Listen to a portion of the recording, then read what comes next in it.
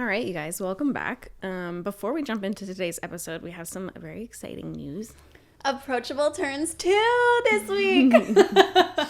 It's not actually today, but the days aren't the same, like year to year, obviously. It's May 8th. Yeah. That's the actual date if you want to celebrate. Yeah. May 8th is our birthday. Yeah. So we wanted to do something fun and exciting for Approachable's birthday. So we are doing our merch sweaters 25% off for 2 weeks. So they're on sale as of today, and you can get them for 25% off up until May 19th. Woo. And we did get some feedback from the sweaters in the beginning as well. So we were able to add 2 extra sizes to the range. So we now have 2XL and 3XL sizing available. So those are on the website as well. Which also, just a note with sizing, the sweaters are actually technically like men's cut sweaters. So they're already sized up a little bit from like a women's cut, if that's normally like what you typically wear. And then on top of that, they're also oversized. So it's just worth noting, like if you guys go into the website, we have like a sizing chart up there. Just double check your sizing because of those 2 factors. Yeah. And for reference, I wear a size small. It's the smallest size that we have in the range. And then Sam has the large on. Yeah. But we also wanted to go over some notes about why we chose the manufacturer we did, and also why that resulted in the price point that it did, because that was some feedback we received as well. Some people were upset about the price point. And so at that time, like when we first launched, we kind of spoke to how kind of like the biggest thing that was like important to us is that like we didn't want to do this unless we could do it in a way that was like true to us, which is like doing it ethically and making sure that everyone all the way down the supply chain is getting paid properly, they're in good working conditions, all that kind of stuff.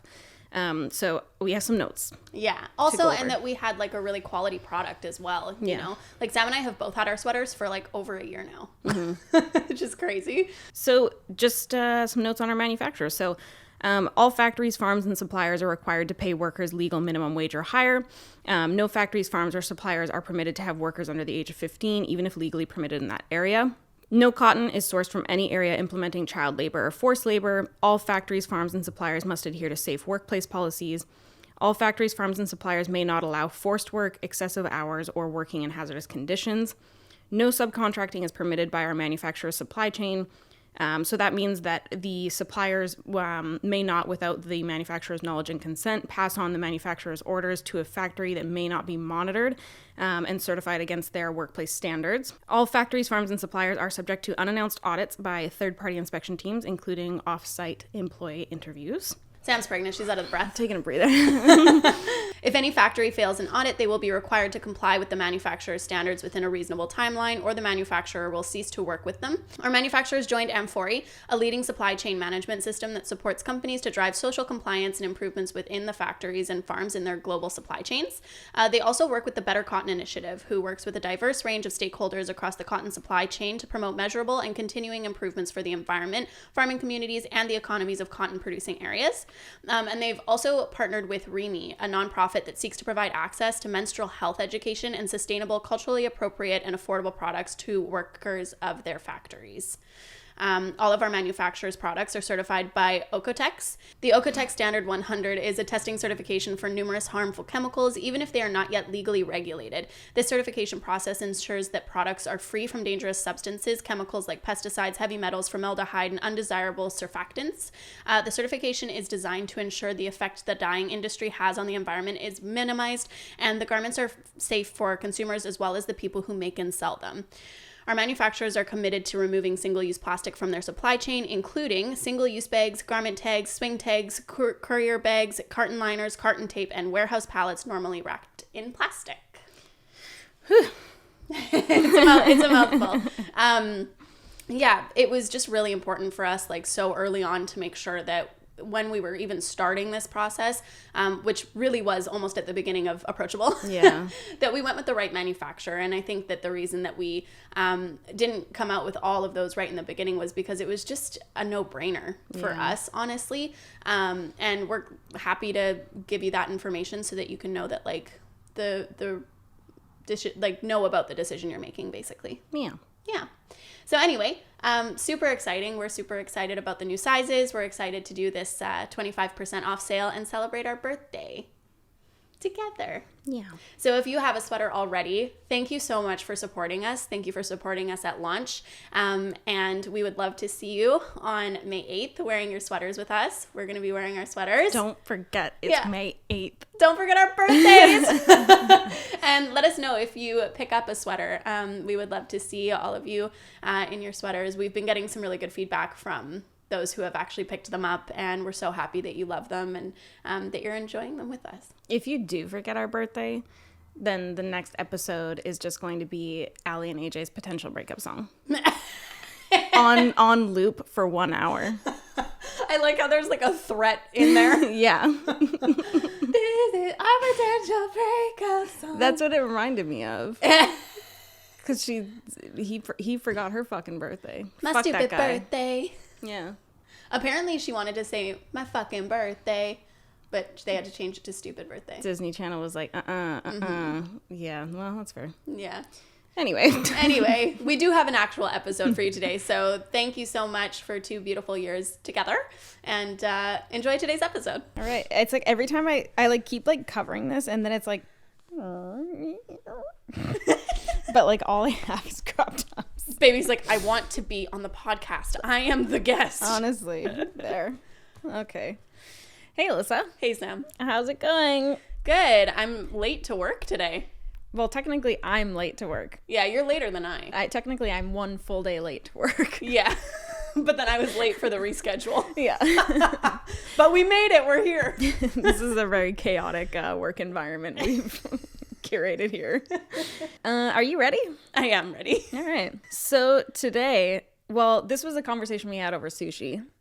I can't remember why it got brought up. I honestly think that I posed the idea, but it kind of like almost started like a divorce. Like we got pretty heated with it. Well, I mean, you do like oftentimes pose questions of like, how loyal are you? Like, would you eat my ashes if I died? Like, and so this was kind of, I think, where that initially stemmed from. Basically, we were talking about the movie Passengers. So before we jump into this, just spoilers across the board. We're going to be talking about Passengers, Hunger Games, Devil Wears Prada. Are we going to talk about the Titanic as well? Just quickly? Yeah, we might delve in. Yeah. So spoilers for all of those movies. I mean, if you haven't fucking watched Titanic by now, geez, like, okay. Yeah. That's not on us. That's cinematic historical. Yeah. What am I trying to say? It's cinematic history. Yeah. But anyway, so we were talking about the movie Passengers, and if you guys haven't seen it, basically it starts with our protagonist. Yeah. Chris Pratt.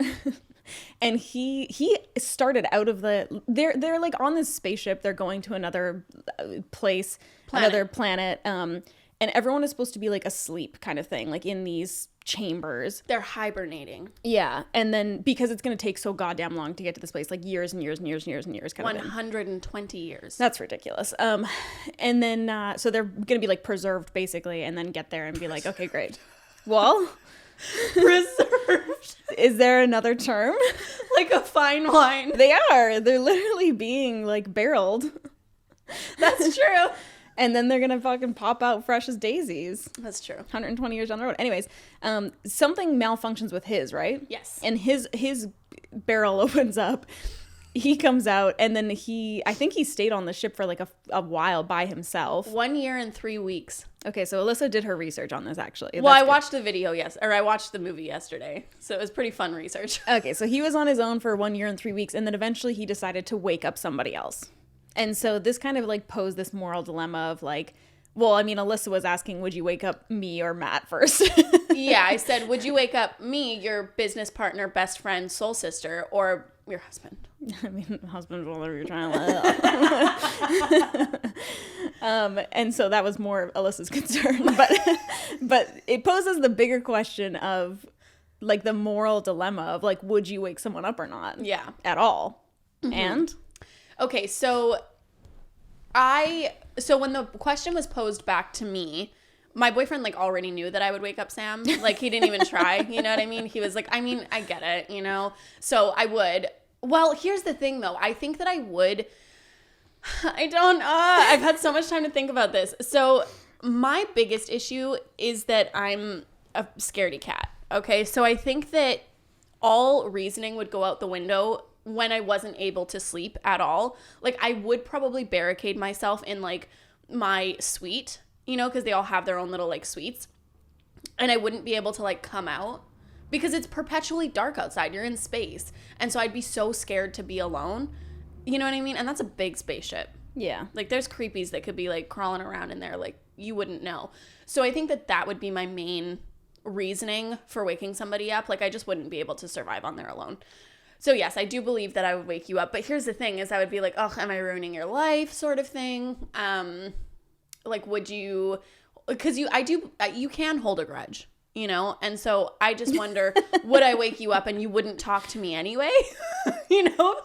I mean, I just feel like, okay, so this is the thing. I think it's different from waking up a stranger. First of all.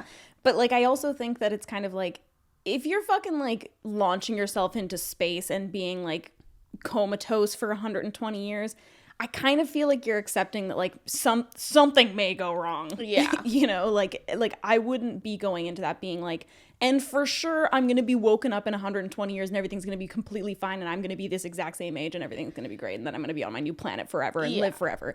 Like, I wouldn't be anticipating that necessarily. So I don't think, like, if you woke me up, I don't think I'd be like, what the fuck? Like, I would be like, well, my lifespan's going to be about the same as I always expected. Do you know what, though? I think now talking about it, I don't actually think I would wake you up.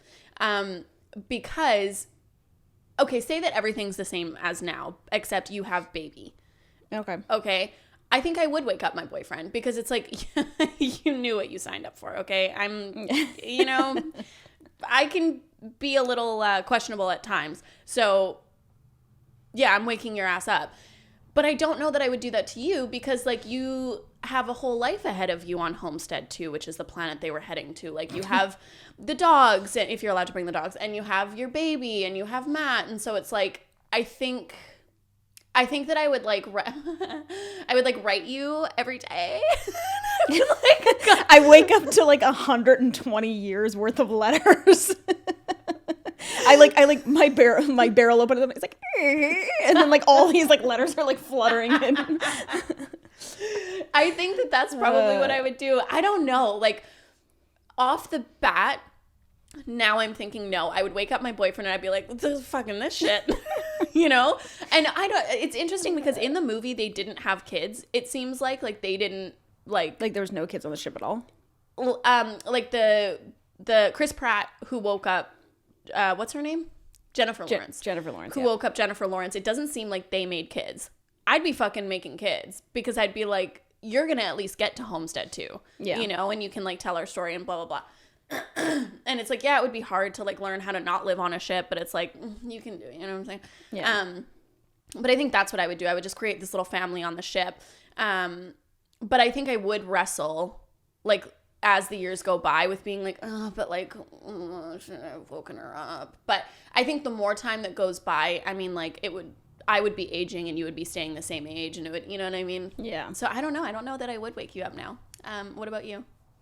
I mean, my first question is there not a pilot on this bitch that I can wake up? Yes. That's what I would do. Someone fucked up here. My barrel got fucking opened. You cracked my shit open. I was in there like thinking I was gonna be a Merlot and now I'm fucking grape juice. So someone needs to fucking put me back, bitch. Like I think that's logically what I would do first is like I would wake up, I would be like, this doesn't strike me as being right. I would go find whoever was supposed to be in charge. I'd fucking wake their ass up and be like, do something. And then if they were like, there's nothing we can do and now you just fucking woke me up for no goddamn reason, I'd be like, well, then I guess I'm gonna go wake up everyone else. I don't know. Like, maybe we start a fucking commune. I think for sure I would wake Matt up. I think it would depend. Like, well, so if I talked to the pilot and he was like, no, like we're fucked now. Like it's you and me. I guess I'd see how we get along, you know. Like, how well do we get along? If we get along pretty well, then, like, maybe I'll let you continue to slumber. If we don't get along at all, go wake up Matt, probably wake up you. I don't know whether or not. Would I wake up your boyfriend? I don't know. I think I'd probably leave him for like a little bit to pickle. And then. Yeah, I mean, if I'm awake. Yeah. Do you know what I'm saying? I would probably wake him up then. I'd be like, you know what? The whole family's up. You need to get up. Yeah. You know, you've been sleeping for a whole, like, Jenny, 30 we're gonna years. play board games. Sam really wants to do a puzzle. Yeah. Yeah, I think I wouldn't have any qualms about like waking up like my spouse. Yeah. But just because I also wouldn't have qualms about them waking me up. Mm-hmm. Like if you woke me up, I wouldn't be pissed. If Matt woke me up, I wouldn't be pissed. Maybe I would just for the sake of it. But like I don't think I would actually like I would be like, well, yeah, obviously, like that would be fucking misery otherwise. Yeah. I don't think I'd be that upset. However, if a stranger woke me up, I would fucking gouge their eyeballs out. Yeah. Like hands would be thrown immediately. That's what fucking gets me about that is like he basically went around and like picked someone he was attracted to and fucking woke her up. Well, that's what I was thinking when I was watching it yesterday. I'm like, okay, so to me, am I becoming a man hater? I don't know. To me, It happens when you live in this household. What I see now is, okay, a man woke up, decided he wanted something, and took it. Yes. No matter how much it affected her. A white man, no less. Fuck you, Chris Pratt. Yeah. Like, what the hell? Dude, honestly. So that's what bothers me. And then I was like, you know, the movie hasn't been made in the opposite way.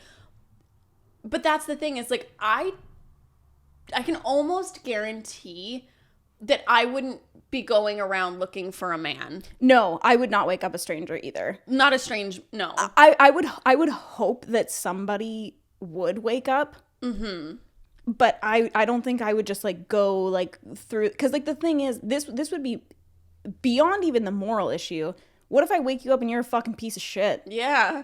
Like that would be the war, and I brought that upon myself. That's a heavy fucking burden to bear. Yes, and that's exactly what I was thinking by me waking up like a potential like lover. Bachelor, yeah. You know what I mean? Is like I've dated a lot of guys and I dislike quite a few, you know? And it's like now I'm stuck on this fucking ship with you. Yeah, and I can't fucking put you back to bed. Yeah. I'm gonna be a murderer? You know, like what are my other options? Well, and exactly. Cohabitate on this fucking And thing? what if they're a murderer? Yeah. What if they're so choked that you woke them up that they murder you? Yeah, that's The classic female dilemma, you know? Yeah. But yeah, I don't know. I think that like what Chris Pratt, I understand, okay, it softens the blow only just because he was up for a year by himself. Yes. Like if it was like he had lasted a day and then went and woke up fucking Jennifer Lawrence, I'd be like, are you fucking kidding me?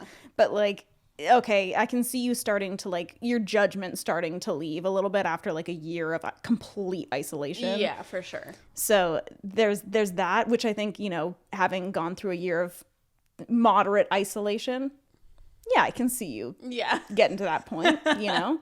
But I just think I really would wake up, like, I would research the fuck out of the chicks on that ship. And then if you weren't on the ship. And then I would wake up a person I could be friends with. Because the thing is, like, Hey, I read on your profile that you like true crime podcasts. And I like true crime podcasts. And I just feel like, I don't know. I just think we could be friends. Yeah. Yeah, because I don't want to take the chance, you know? Like, it's such a hard thing. And the thing is like, if I was really hurting, then I could always go back and wake up somebody that I'm, like, physically attracted to later. You know, I kind of hold all the cards in this scenario. I'm not going to live to get to Homestead 2. What are they going to do? Put me in ship jail? Yeah. You know? Don't think that exists. Maybe it starts a mutiny. Maybe you wake up one person and that triggers, like, a bunch of other people being woken up and then they all turn on you. Yeah, that's my nightmare. And it's a possibility. But I think that's what I would do, because I would want to have, like, fun friendship times. And, like, the thing is, I just think if both of you were, like, attracted to each other, I don't think that you would be friends. You know what I mean? It's like you're obviously we know what's going on here. Yeah, you're the only two freaking people on the ship. You're obviously gonna, like, do the do.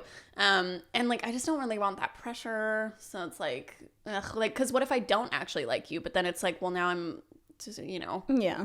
feeling some type of way, and then we like just do it once in a while, and then I'm like, oh, so I just want a friends with benefits sort of thing, and they're like, no, I'm in love with you, and I'm like, I know. Yeah. And herein lies the issue. Yeah, I think I wouldn't wake up a stranger. I think that one I couldn't. I would probably try and find, if the pilot thing didn't go over well, if I didn't like for sure like have like Matt or you or whom, like someone I knew for sure on the ship, I think I would try and find like, is there anyone that I'm even like moderately acquainted with, and then like maybe I'd consider waking them up. I don't know, I'd have to like mull it over. Yeah. In the pool. Yeah. Playing some b-ball by myself, thinking about it. And then make my decision. That's smart though, the pilot thing. I think I did think of that when I was watching the movie yesterday, and I'm like, why didn't he just do that? You know, like that would make sense. Presumably they know a little bit more about the ship than you do. Yeah. So like my first inclination wouldn't be like, I'm lonely. My first inclination would be like, something's run amok here. Yeah. What else is going on? Mm-hmm. Turns out in that movie a lot is going on. Mm-hmm. So yeah, I would just wake up I need an adult. Where's the person in charge? Customer service, please. Yeah. Hi, can I get a refund? Dude, that ship though looked so fun. Like, sorry. My like hip was like the pool looked so beautiful, and I like that little cafeteria. But could you imagine, am I still in the shot? Yeah. Because he only had like a silver bracelet, right? Like he was like economy. He wasn't baller, yeah. Yeah, and so could you imagine having to eat the same oatmeal brick for an entire year? Yeah, what was the premise that like eventually like that they would wake up like a couple weeks before kind of thing, or? Yeah, so the crew was supposed to wake up 4 months before they arrived, or before the passengers, or a month or something like that, and then the passengers would wake up and they would just get to enjoy life on the ship for like a little bit. Like I think it was only a couple weeks. Okay, yeah. Yeah, and so it was kind of like a cruise ship. Yeah, over nightmares. Yeah. But like that's what I was thinking too, is like there was only enough food on that ship for the crew for 4 months, and then the like 5,000 passengers. So I guess there would have been enough food, yeah. But could you imagine waking up and like these two people had lived for 90 years eating your food?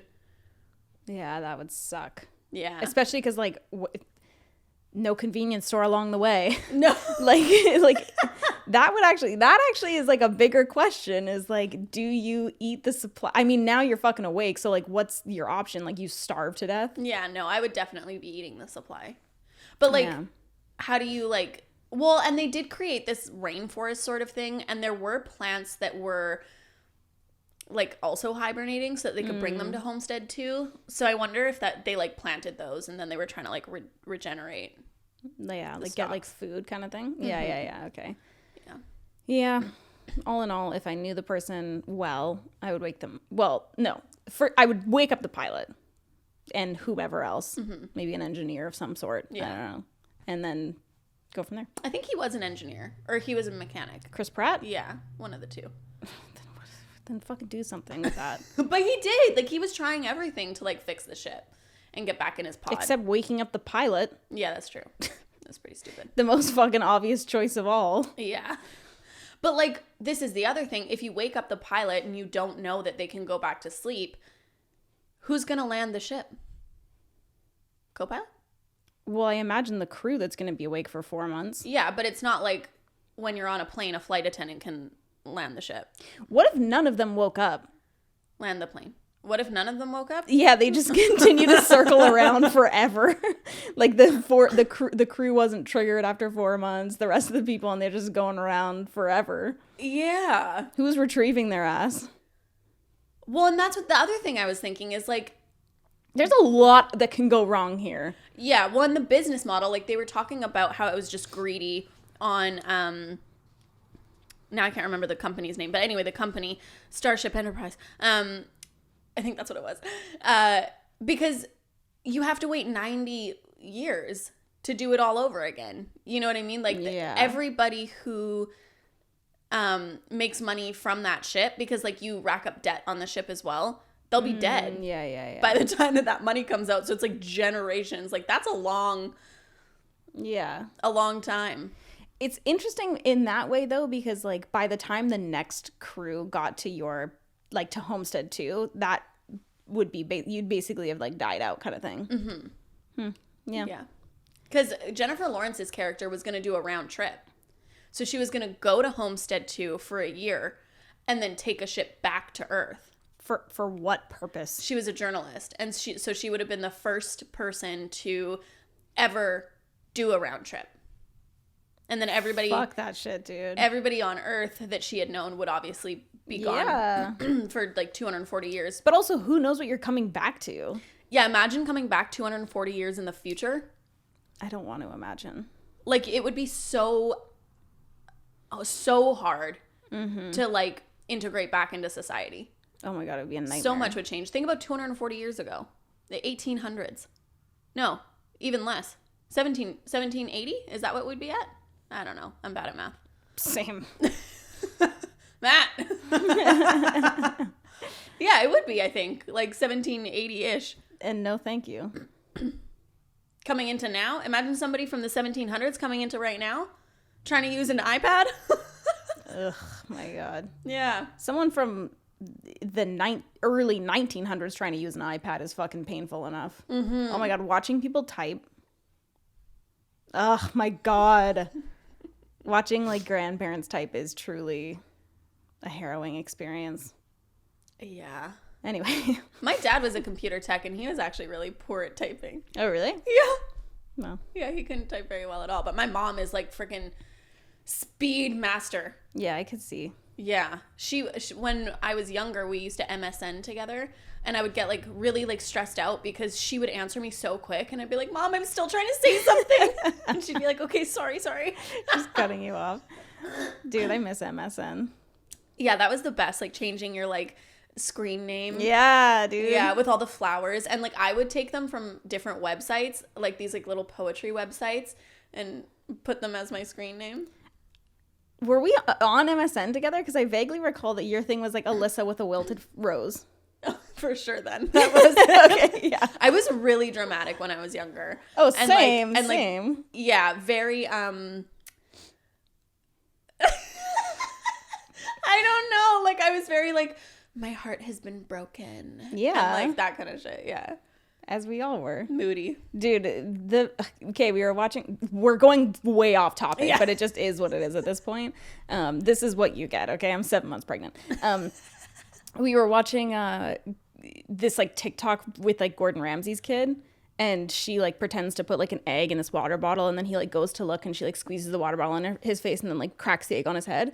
And I was like, the fact that we're going to be growing up with our kids watching fucking TikTok, like they're going to be the biggest like little shits ever. Like, oh my God, like that is just, it's too much power. It's too much power for the children. But I don't know. Our kids are going to grow up hopefully in the commune, I hope, yeah. in the forest, you know. Dude, did you watch that last night? Next Billie Eilish. Well, no, because I have Google Chromecast and I can't, it's on Apple Plus TV and I can't cast to my thing. So it's never being watched? No, it will. It will. I'm going to download it today and then listen to it. Can I just listen to it or do I have to actually watch it? It's nicer to view, but I'll tell you about it later anyways. Okay, cool. Okay. Anyways, stranger, no, I wouldn't wake up. I'd wake up the pilot. If that didn't work and the pilot was like, there's nothing we can fucking do, like we're just stuck here now, then I would go around waking up people that I knew if I knew them. So you'd for sure wake me up, no qualms.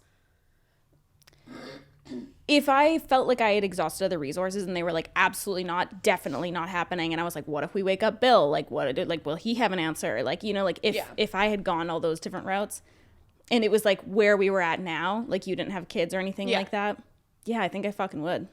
Well, and that's the thing is like I've lived like my life without you and didn't like it really. So getting to Homestead 2, doing it all over again. Well, because I almost feel like because this is the thing specifically about waking up you. I feel like if we were both on that ship, it's because we made that decision together. Yeah, for like sure. we were gonna go there together, live there, whatever. Like, you know what I mean? Like it was like that's a big fucking decision to go to another planet. Yeah. And fuck off from every other person on the planet. So like, I mean, not to speak for you, you can let me know, but like, I feel like probably if you woke up after 120 years and I had fucking died, you'd be like, are you fucking kidding me? Yeah, I'd be pretty choked. Yeah. Yeah, that's true. Because that's the thing, is we probably had decided to like go there as a family. You know, Exactly, like yeah. the 5 of us at the time. Yeah. So, There you go. and the dogs. So, yeah.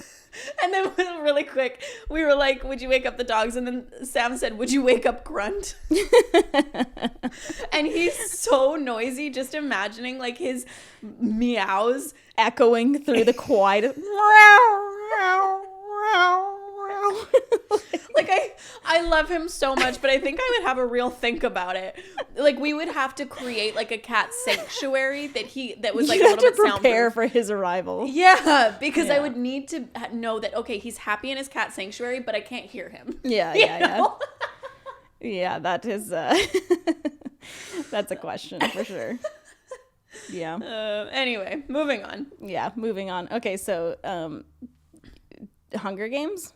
Yeah, so I haven't watched Hunger Games in like a hot minute. Let us read the synopsis because neither have I.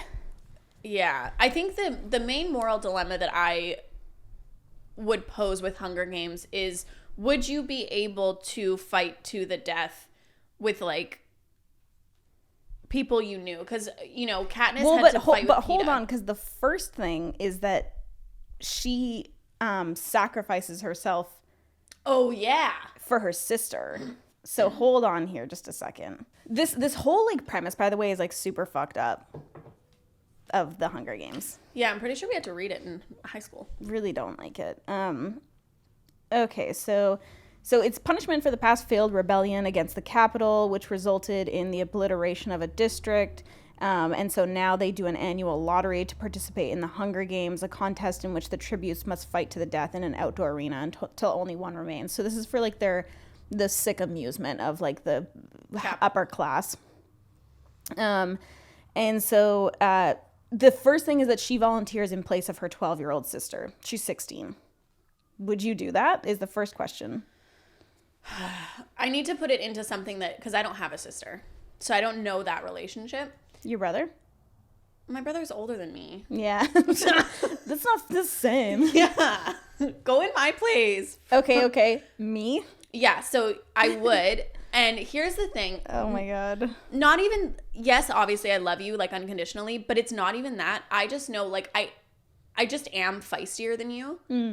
And so I think that if I saw your name get pulled, I'd be like, but the thing is like, I know she's gonna die, not because you can't handle yourself, but I just think like, Wow. you're not as like cutthroat. I want to say, you can't like hurt people on purpose. I would go the route of like, I'm pretty sure there was a guy that dressed up as like twigs and shit and like hid in the mud. That's the route I would go. I would just like bury myself in the mud and be like, let's see how this fucking goes. Like, I think that I would volunteer in your place because I would feel like I at least had like a fighting chance sort of thing. Not Shade. Not shade, Sam. Shade. It's because I'm not as nice as you. I would feel like I at least had a fighting chance. Oh, the shade. No. I just think that like yeah, like things like blow over too quickly for me a lot of the times. Yeah. And like I okay, here's the thing. I am like a kind person, obviously, but I am definitely feisty when I need to be. And that's a situation where I need to be. Yeah. Like, I don't know. If somebody was actually coming at me with an axe, I would have absolutely no problem like slicing their throat open. Yeah, I think I would sooner. I mean, every single movie that I watch where it's like an apocalypse or whatever, I'm like, I would die. Like, I would die immediately because like I just don't think I would have the will to be like okay, like zombie apocalypse movies and stuff like that. I don't want to fucking live in that. Yeah. I'd be like, bye. Like, fuck this shit. Like, no, I'm not going to fucking like spend my life running from these bloodthirsty fucking zombies, like never sleeping like, what the fuck? Like, I don't like the people that are like, no, we're going to start a commune. We're going to find the other. Like, no. Oh my God. Like, absolutely the fuck. No, I don't have the time. I don't have the time or the fucking will. Like, absolutely not. No, I just, no. Yeah, no. I would die. You're right. Yeah. So it's not shade. For all the shade. Yeah, I would absolutely just, I mean, I would try my mud thing. If that didn't work, I would die. Yeah. I think I could outsmart the brawn in the, what do they call it? The dome. So, like, the people who are really strong, I do feel like I could outsmart them. Yeah. And then it would be hard, though, if there was, like, you know, like, some meek people who got chosen. Yeah. I wouldn't, oh, God. It's, you know what it is, though, for me, too, is it's the interferences. Yeah. Because, like, they don't just, like, leave them to, like, fight to the death kind of thing. They, like, interfere. Like, they'll put, like, I can't really remember. Like, I want to say they put, like, gas in there and shit like that. And they'll put, like, killer bees and, like, Yeah, crap. I remember the bees. Yeah, and so it's kind of like if you were taking the, like, I'm going to hide in the mud thing, they'd probably put, like, some weird shit in the, like, they would make something happen where, like, I couldn't just lay in the mud the whole time, because obviously that's not very exciting TV. Yeah. So you would volunteer dependent upon the person. Yes. Okay. What if it was, like, your boyfriend? No. Yeah, no, you gotta go in there, man. Yeah, sorry. Like, Oh my God, can you imagine, like, all of these situations I try to imagine Matt in, I'm like, he would be so annoying. Like, he would be, like, the scrappiest, like, just bitching at everybody. Like, yes. Okay, so they all have to take this, like, little train, and I'm just imagining him on the train being like, this is so dumb. This is so dumb. yeah.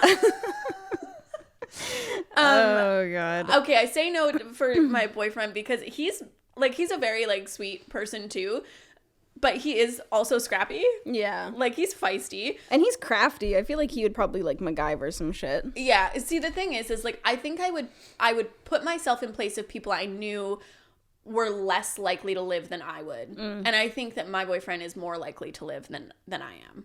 So it's like, Yeah. you know, what's the point? Sort of. Yeah. That makes sense. I don't know if I could volunteer for someone. Unless it was, like, my child. Yeah. I just don't know. Not even your child. Well, I don't have them yet. So how can I know? I'm sure I would if it was my child, but, like, I wouldn't consider myself brave in that aspect. Yeah. Like, I think that, like, I can be pretty, like, bold, but not necessarily brave. So I don't know, man. Yeah. I just don't know that I could. That's okay. Yeah. Yeah. I am who I am, internet, okay? And give me a break. Anyone that's like, oh, are you kidding? Like, would you, like, If honestly, it was real life. If it was real life, that's the thing, is, like, it's so easy. Like, I'm trying to, like, genuinely put myself in this position. Like, how horrifying would it be to even be, like, standing in that setting of, like, they're calling names and stuff like that, and then to to jump in yourself and be like, yeah, I volunteer as tribute. take me, bitch. Like, fucking let's get to the mud. Like, no, I don't know that I could, man. No. So that's the first issue. Then could you actually fucking fight someone to the death? Or do you feel like you would try and be crafty and, like, try, like, because at the end of the first Hunger Games, she basically, they made it seem like they were going to commit suicide together, right? I can't remember. Hold on. Let me look it up. Oh, okay. So a rule change is announced allowing the tributes from the same district to win as a pair. And then her and the guy from her district become the last two survivors. But the game makers revoke the rule change to force one to kill the other for a dramatic finale. In defiance, Katniss prepares to consume the poisonous Nightlock berries with Peeta. Realizing they intend to commit suicide so that there will not be a victor for the games, the game makers declare Katniss and Peeta the victors. Although both of them receive a hero's welcome as a couple, Katniss is warned by Haymitch, this other guy, that the Capitol may take action against her for her defiance. Along the way back, Peeta's heartbroken to learn that Katniss's actions were part of a calculated ploy to gain sympathy. Katniss, however, is unsure of her own feelings and her future. Oh. How interesting. Yeah, Peeta was in love. Yeah. Which, I mean, like, are you kidding me? Like, get over it, dude. Like, obviously this is a dire situation. Yeah. Anyways, would you fight to the death? I think it would be really hard for me. This is the thing. I could self-defense To the death? to the death, no problem. I couldn't be the hunter, I don't think. So if I was, like, sitting there in the mud, you couldn't No. come and kill me while I'm just like, No. please stop. No, absolutely not. If it was you and I in there, Yeah. I would do the same shit as Katniss and Peeta. Like, I'd be like, okay, let's go against the Capitals. Yeah. Go against capitalism. And then if they said we had to kill each other, what would you do?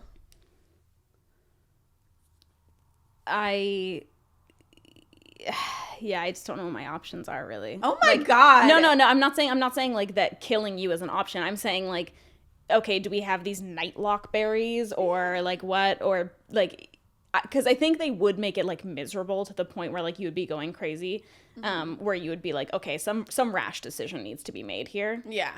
Such as, Yeah. I mean, there's multiple. Like a Jonestown situation. Oh, yeah. Well, that is kind of like that, like nightlock berries. Yeah. Yeah. Okay, well, I couldn't kill you for fuck's sake.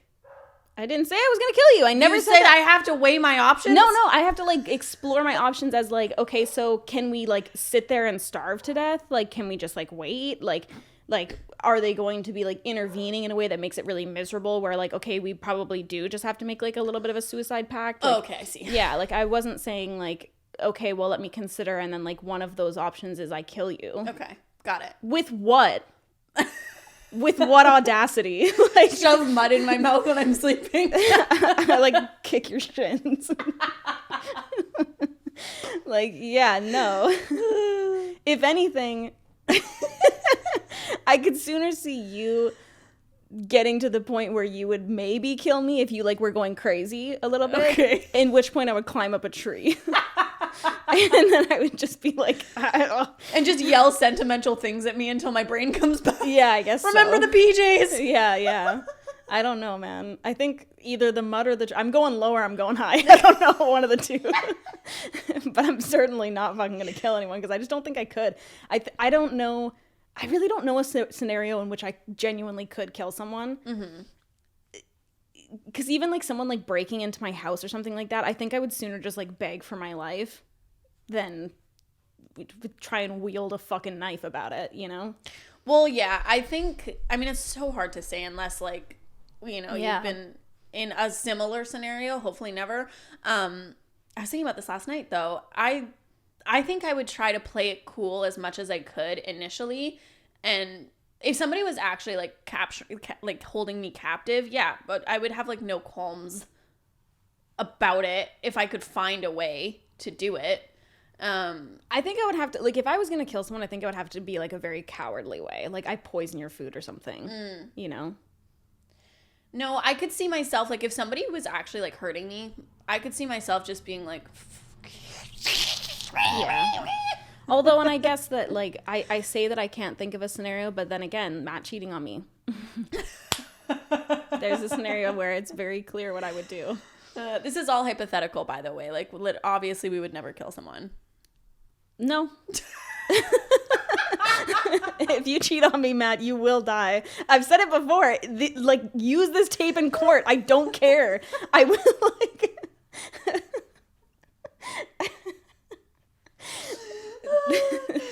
Jeez Louise. I'm not even... I don't...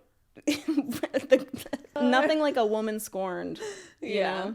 Anyway, yeah, I think I could. Especially those douchebags from the, like, higher up districts.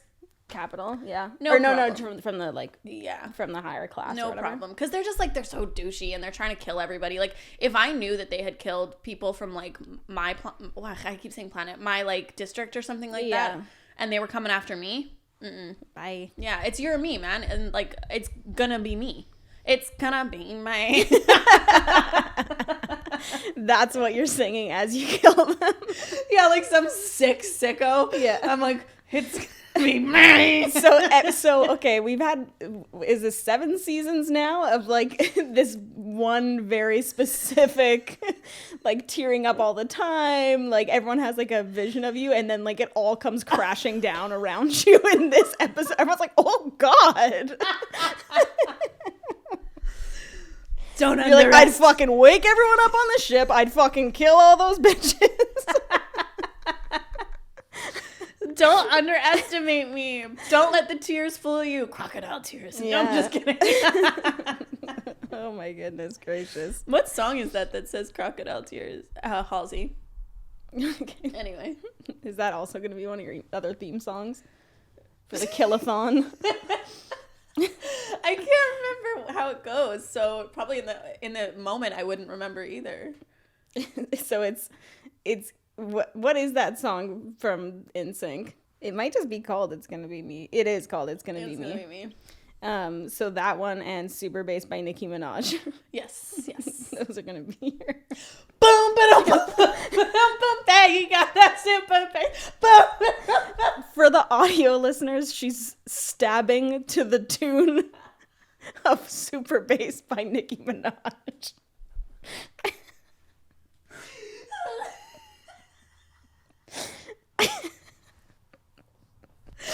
I'm a dichotomous person. This is my work associate. Oh my lord. Work associate, business partner. Landlord and tenant?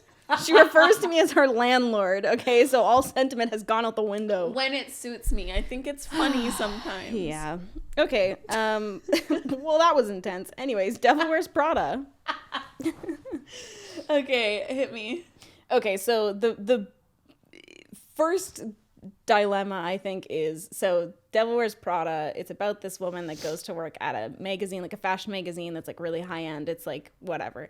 And she's like the second assistant to like the like highest lady. And the first assistant is like all excited to go on this trip to Paris with like the boss lady, whatever. And then at some point the boss lady's like, yeah, I'm not taking that bitch. I'm going to take you. Your decision. What are we doing here? Kind of thing. But she also did say, if you don't go to Paris, I'll assume that you're not serious About this as your career. This job or any other publication. Yeah. So your whole entire like job pool. So we already know what Alyssa would do. But so would you, first of all, would you go to Paris? Would you fuck over Emily and go to Paris? Yes. 1,000 times yes. Okay, we kind of had this conversation the other day because that's how we came up with the Devil Wears Prada one. The thing for me is that business is business in the corporate world, and that's like hella corporate, you know what I mean? Like that's Elias Clark owns Runway. It's run by like, it's a big machine. Yeah. I didn't go in there expecting that these people are going to be my family. You didn't go in to make friends. I didn't. No, I went in there to collect my paycheck and get out because I'm trying to become a journalist in this scenario. And so to me, it's like, it's not my fault that I'm better than you. Because that's what happens. Like Emily starts like shitting the bed.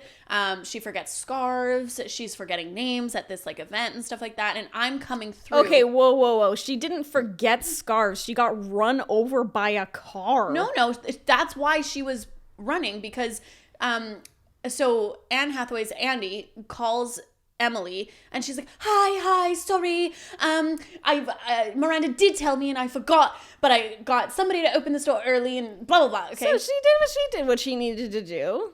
Yeah, but she's still dropping the ball. Oh my god. Okay, and I haven't dropped the ball. You know, I learned and then I improved, whereas Emily learned, was doing well, and now she's on this downward arc.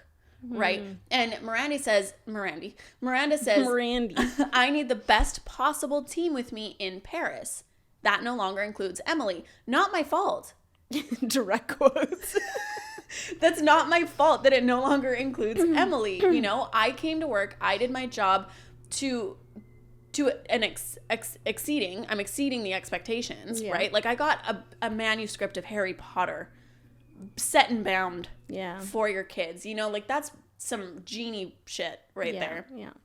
So to me, it's just like, this is business and like, sorry. And that's the other thing. Like, I don't think that I would feel bad. I'd be like, this is just... I don't think anyone thought that you were feeling bad. Well, because in the show, she's like, I could never do that. And then blah, blah, blah. And then she like goes to the hospital where Emily's at. And she's like, I'm sorry. I wouldn't be like, I'm sorry. I'd be like, yeah, like that does suck. But like, what do you mean? Like, I've worked in the corporate world. Yeah, that's... you know what I mean? And like, they take their A-team. Because it's important. Yeah. And I wouldn't, if somebody got picked over me because I was fucking the dog at work, I wouldn't be like, we're friends, how could you go? It's like, well, you should have tried harder. All right. What if they were your friend, though? I think I would be like a lot less cold-hearted about it, but I would definitely still go. See, but then we have a call her daddy situation. That is not a call her daddy situation. How? What do you mean? How is that not a call her daddy situation? They were friends. Yeah, they were friends, And she felt like she was doing more than the other chick, so she was like, I'm gonna make more money than you. And she didn't tell her about it. Yeah, she didn't tell her about it. Oh, so you would just be like, I'm fucking making more. You suck. No, I would be like, hey, just so you know, Miranda has asked me to go to Paris instead of you. I'm really sorry. But au revoir. Okay. Bye. It would be an open communication thing. And I'd be like, you know, and if you're really my friend, dude, you would be excited want me to go to Paris. Me. Why are you happy for me? I'm in a hospital bed. I don't know. I kind of feel like you're the one that's being selfish. What is Emily gonna do? Go to Paris when she's in the hospital? I mean, she's only in the hospital because she, like, Andy told her the news over the phone. But yeah, I don't know. I think it would be harder. Like, trying to think about you and I scenario. Like, if you, but it's not. Well, yeah, okay. It is the same sort of. If you got an opportunity and then they, like, passed over you for some reason and came to me, I don't think that I would take it. So Well. Yeah, if it was a friend, it would be different. If it was a friend, it would be different, or No, if it was me you. specifically. Okay. I've had lots, like, because that has happened to me. Like, I've gotten stuff over other people before, and because of my hard work ethic, because of my good attitude, which is not shining through here, but but like, just all of these things, I worked really hard, and so it's like, yeah, so I got chosen instead of another candidate, and that's the way the world works most of the time, you know? Yeah, I think I would go to Paris. But I don't think I would be, like, cavalier about it. I think I would feel pretty fucking bad. Because I think that, like, even if you had been, like, dropping the ball and what, not you, but, like, whomever, like, Emily, even if like Emily had been dropping the ball, whatever kind of thing, I would be like, yeah, but, like, this is kind of a shit fucking workplace. Like, I kind of want to drop the fucking ball too, to be honest. Like, I think that I would sooner feel, yeah, like, compassion for the person rather than being like, fuck yourself. Oh, I wouldn't be like, fuck yourself. Well, you said, sorry, I'm better than you, and I don't think I'd feel bad about it. In so many words. Okay, I'm just in a funny mood. I wouldn't if this is actuality, I would feel sad for her because she was really excited to go. Yeah. I wouldn't be like, sorry, you suck. Well, and I think that this then raises the question to me too, because Emily had obviously been there longer than Andy. So this would be my thing, is like, so I'm having like an off little time, and then like I get like my perks taken away from me for this person that's been here for fucking like 3 weeks.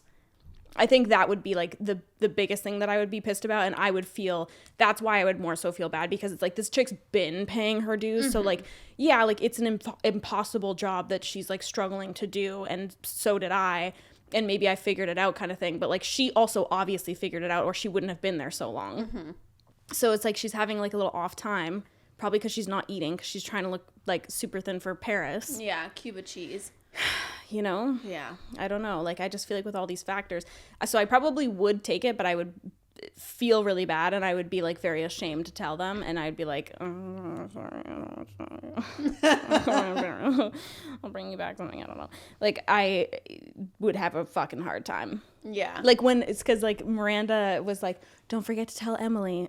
I would, like, my butthole clenched when she said that, because I was like, this is my nightmare. This is my nightmare. Like, I hate that shit. I hate confronting somebody. I hate being like, hey, just to let you know, like, we're letting you go. Like, fuck, dude. I would sooner be like, I'm gonna just pay you for your work and just not let you. I don't know. Like, I hate that, dude. Oh my God, it's my nightmare. Anyways, so I think I would go to Paris, but then at the end of the movie, Miranda like fucks over like someone who's like been very loyal to her for like 18 years or something like that, in a big fucking way. She basically like put this guy up for this job. His name's Nigel. And then when Miranda found out that her job was in jeopardy, she kind of like took that job out from under him and gave it to somebody else, basically, to like save her own job, because the other person was going to replace her. Yeah. And then at that point, that's when her and Anne Hathaway have the conversation. And she's like, Meryl Streep's like, I see a great deal of myself in you. Anne Hathaway's like, I'm nothing like you. I wouldn't do what you just did to Nigel. And she was like, but you already did to Emily. to Emily. Yeah. And then she's like, oh, fuck. Yeah. And then she's like, what if I don't want this life? And she was like, everybody wants this life, darling. She says, Glasses on. don't be ridiculous. No, she doesn't have an English accent. She says, don't be ridiculous. Everyone wants to be us. Yeah, and then she puts her fucking baller shades on, and then she steps out of her car like a fucking boss. That is my favorite scene. Damn, Meryl Streep. Let's just take a moment in silence for Meryl Streep's Oh, acting. she's so dope. Yeah, she's great. She's so good. Also just like a stunning woman. Yeah. Her cheekbones. Ugh. Anyway. She's perfect. Do you know that she was told that she was too ugly for Hollywood? Which is like one point? hysterical because she's like just stunning. It's just like, how dare you? And like, could you imagine? Like, that's such a like shake your head moment that you didn't employ her back in the day. Yeah, fucking dummies. Talent just like coming out of her eyeballs. Anyway. Yeah. Anyway. But anyways, then Anne Hathaway, she gets out of the cab and walks away, and she throws her fucking phone into a fountain and smiles to herself, and she's like, I'm gonna go back to my old life now. Yeah. Anyways, I think that I probably would quit after witnessing that thing. I don't think that I'd be like, yeah, all's well that ends well, it's business. Like, I think I would quit after that, because I just think that it's, I agree that like business is business, and I think that like I can reasonably look at something else and be like, yeah, man, that's what fucking happens. Like, I don't think that I would be like, how could you? But like, I think that like fundamentally I would just be like, business is business, and like I completely understand why this happens, and like, yeah, that's them's the fucking breaks, but like I don't want to be a part of this, so bye. Yeah, my thing is like, okay, so if Miranda had not done that, Jacqueline Follet would have taken over Runway, probably hired her own assistants. Now I'm out of a job. Yeah. Like, could have reworked everything else. Now all these other people are out of jobs. It's like, without Miranda, there's no safety net at the Runway magazine anymore. I wouldn't say that there's a safety net anyways, though. Clearly. Like, that guy worked for her for 18 years or whatever, and Yeah. where's his fucking safety net? But Hand it off to Jacqueline.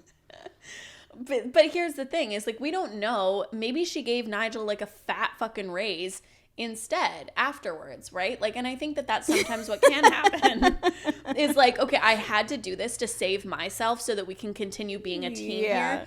But here's Okay, but just working off what we do know in the movie. I think because she's a strategic woman, she doesn't want to lose Nigel, honestly, because like he's such a good worker. Like in that meeting when she's like, "Thank God someone came to work today." But I don't think that she is under the impression that she would lose him, because I think she knows how loyal he is. Okay. So like I don't, and he said himself, like, he was like, she'll pay me back eventually, and Anne Hathaway was like, "Are you sure about that?" And he was like, "Nope." But I have to hope. Yeah. So I think that his like loyalty comes above all else. Yeah, so true. And she probably knows that if they've worked together for like over a decade, you know. Yeah. I don't know. I don't think I would quit. It would make me look differently at the dynamic for sure, but I would think more of myself in that moment. And what it looks like is that I spent less than a year being an assistant to Miranda Priestley. That looks really bad. Yeah. And so I would hold out for my own sake, and then I would quit at the end when I got what I needed. Yeah. Which is like contacts and, experience and stuff like that. Because that job, I mean, it did a lot for her, right? Like, she met a ton of people in publishing, and she got to like rub elbows with really important people. And so I think that there's a lot, I feel like I'm coming off really bad in this episode. I swear, like, I'm a good person. But I mean, okay, so this is the thing again, is that it's like, I think that it is easy to say that you would do one thing when, like, just to sound like a good person kind of thing, when in reality, I think most people would do that. Mm-hmm. The only reason that I'm, like, pretty confident that I would actually quit is because, like... Well, you don't give a fuck. Yeah, like, I would sooner be like, I'll fucking find my own way. Like, like, I wouldn't be like, well, I waste all this time here now and whatever. And like, like, all I do is fucking waste time. Mm-hmm. Like, I just think that, like, but that said, like, I think that I've been able to do that out of a place of privilege in my life. Mm-hmm. Whereas, like, for most people, I know that, like, your job is your fucking job. Like, that's your bread and butter. That's like, there is no option. Mm-hmm. It's either like, okay, this, or I'm gonna go get another job, which, like, can you get another job? Like now you have this threat looming over your head of like, you're not going to be able to you know, work in publishing again. Do I want to take that fucking risk? I don't know. Well, and even when she got that job, she said it was either this or or what did she say? It was either this or Auto Universe, I'm pretty sure is what she said. So it's like, she didn't have many options, and she hadn't worked in a long time. Her parents were like helping her out with bills and stuff. It's like, that's a pretty big risk to take. Yeah. And I don't know that I'm that big of a risk taker. Which is fair. Yeah. So I don't think you do sound like a bad person. Thank you. No problem. Yeah. And I mean, and I think that it also is like, you know, because you do have the work ethic that you do, I think that does make you look at things differently as well. Whereas like for me, I'm just like, I almost am sooner like, I don't think anyone should have work ethic.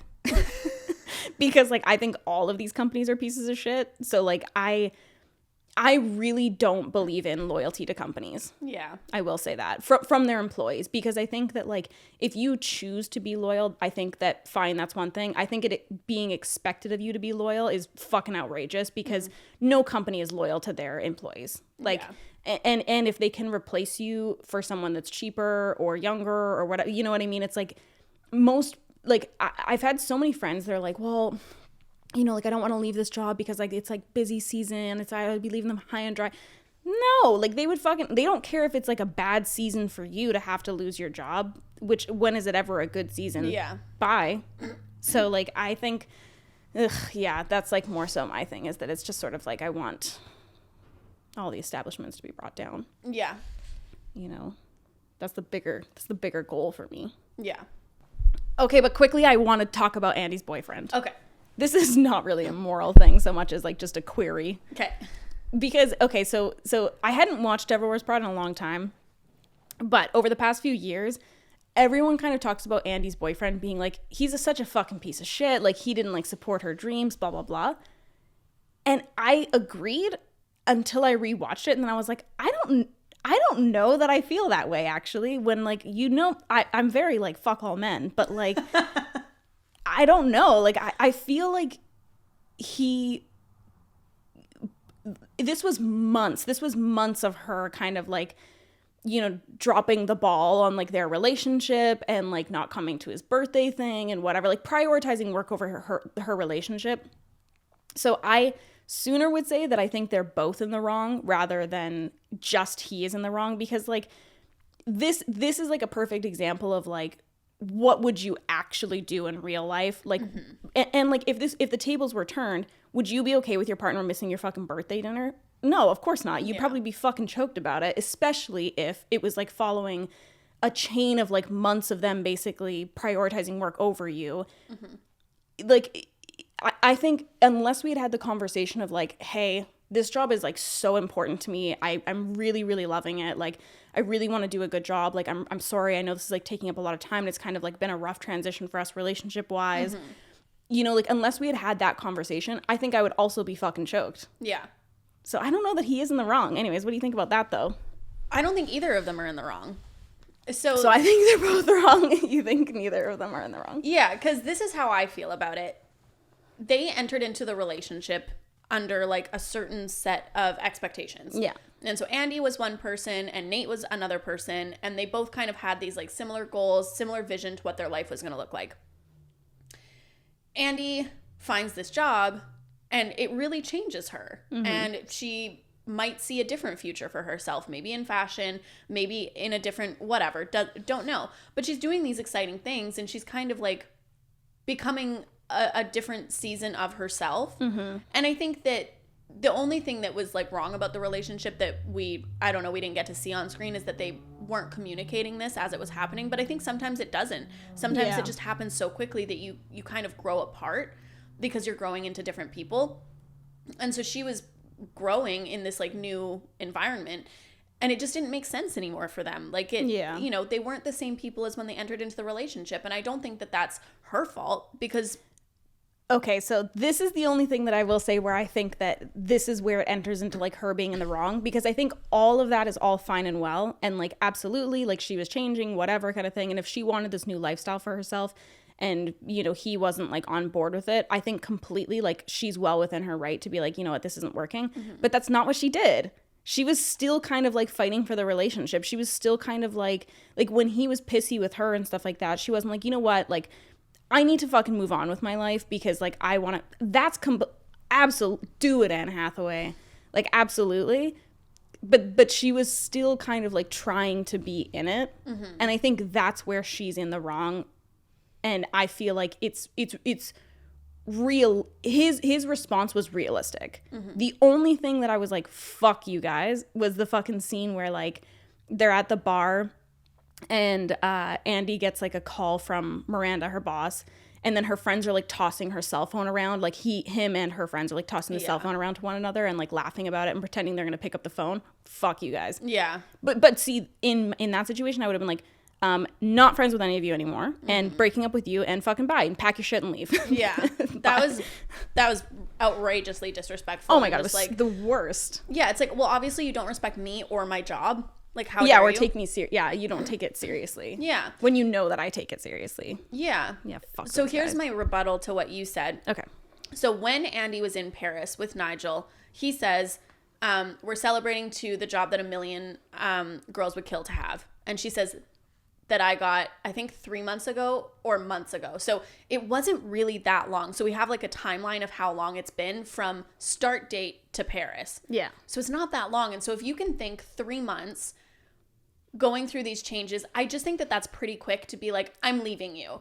Like, I think that I would still be trying to balance the two lives at that time. And then maybe a year in, that's when I would realize, you know what, this isn't working. Like, we are different people. Because 3 months is like, think about you 3 months ago. Yeah. Second trimester. Okay, but if so like I'm just thinking, I'm picturing like an actual relationship that like I'm in, you know what I mean? So like if Matt consecutively for 3 months was like prioritizing work over me, like missing things that we were supposed to do together, like, you know, always taking the call over like talking, like, you know what I mean? Like if that was happening consistently for 3 months, I would be pretty fucking sick of it by the end of the 3 months. Like, yeah, so I then wouldn't. he should leave. Wait. Yeah. And exactly. Nate should leave. Yeah. So, but like, I don't necessarily feel like he's in the wrong for, because he was upset. Like and I think that like he wasn't necessarily saying let's break up over this, because she was actually the one that ended up finally saying maybe Paris is coming at the right time. But like I don't feel like he was being wildly unsupportive of her career. I feel like he was being unsupportive of like how she was pursuing it. Yeah. I think that at the end, when like it was all kind of said and done and they were having the argument like on his birthday, which she had missed and all that kind of stuff because she had prioritized work, he said something that he was like, you know, like, you used to make fun of these girls and now you're one of them. And I feel like that's the line that like sets a lot of people off, where they're like, oh, fuck this guy. But it's like, okay, but picture like 3 months of like your relationship deteriorating, this person changing completely. Like, you do kind of say things that like maybe you don't necessarily mean, and like maybe, you know, whatever. Well, but even furthermore, like, she is becoming one of them, and it's not the same person that he fell in love with. Yeah.